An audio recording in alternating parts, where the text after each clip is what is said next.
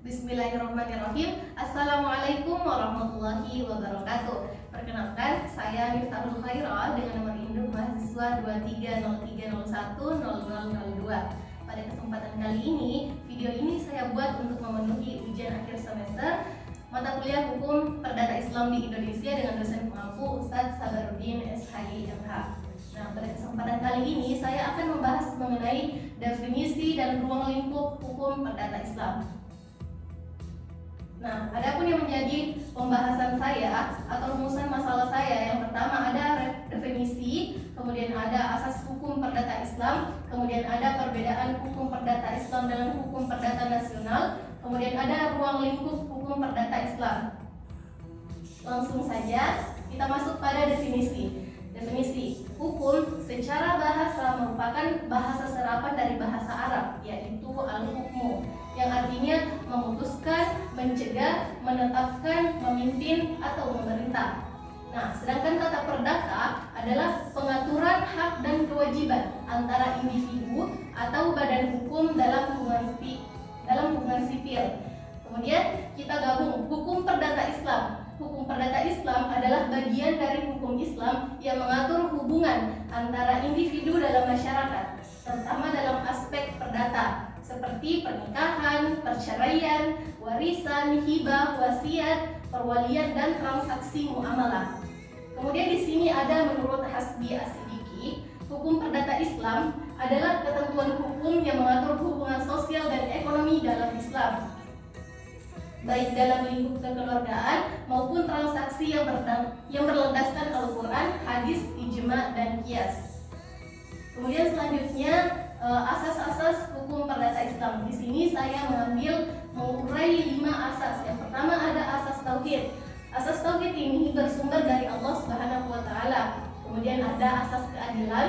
Asas keadilan di sini yaitu hak dan kewajiban harus ditegakkan secara adil, yakni seimbang antara keduanya. Kemudian ada asas kemanfaatan, di mana hukum harus membawa kewajiban, kebaikan, dan mencegah kerugian. Kemudian ada asas kebebasan. Nah, kebebasan di sini berkontrak. Setiap individu bebas membuat perjanjian asal sesuai syariat. Kemudian ada asas kelima, yakni asas kejujuran. Asas kejujuran di sini didasarkan pada kejujuran dan transparansi untuk menghindari penipuan serta ketidakjelasan. Selanjutnya kita masuk ke ruang lingkup hukum perdata Islam. Nah, di sini ada 2 garis besar ruang lingkup yang dibahas dalam hukum perdata Islam. Yang pertama ada hukum keluarga. Nah, di hukum keluarga ini kita membahas mengenai pernikahan, perceraian, nafkah, wali, hadana, waris, dan wasiat hibah. Nah, kemudian ruang lingkup yang kedua ada hukum muamalah, yakni bisnis Islam. Di sini memuat akad dan kontrak, jual beli, sewa menyewa, hutang piutang, larangan riba dan gharar. Kemudian ada sistem keuangan syariah dan ada wakaf dan zakat. Jadi inilah kedua ruang lingkup yang dibahas dalam hukum perdata Islam. Kemudian kita pindah ke bagian perbedaan hukum perdata Islam dan hukum perdata nasional. Di sini saya mengambil 4 garis besar dari perbedaan keduanya. Yang pertama asas dasar. Hukum perdata Islam itu berlandaskan syariat Islam, sementara hukum perdata nasional ini berdasar pada umum hukum perdata. Kemudian itu adalah asas dasarnya. Kemudian perbedaan yang kedua ada sumber hukum. Nah, hukum perdata Islam ini bersumber dari Al-Quran, hadis, ijma, dan qiyas. Sedangkan hukum perdata nasional di sini bersumber dari Kitab Undang-Undang Hukum Perdata, kemudian ada peraturan perundang-undangan, dan ada jurisprudensi. Kemudian kita pindah ke perbedaan yang ketiga, yakni keperadilannya. Hukum perdata Islam ditangani oleh pengadilan agama, sedangkan hukum perdata nasional diadili di pengadilan negeri. Kemudian perbedaan yang keempat ada cakupan.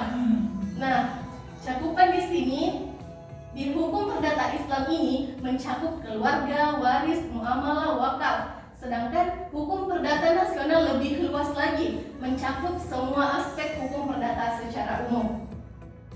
Nah, mungkin cukup sekian yang dapat saya sampaikan mengenai materi saya, definisi dan ruang lingkup hukum perdata Islam. Kurang dan lebihnya mohon dimaafkan. Wabillahi taufiq wal hidayah. Wassalamualaikum warahmatullahi wabarakatuh.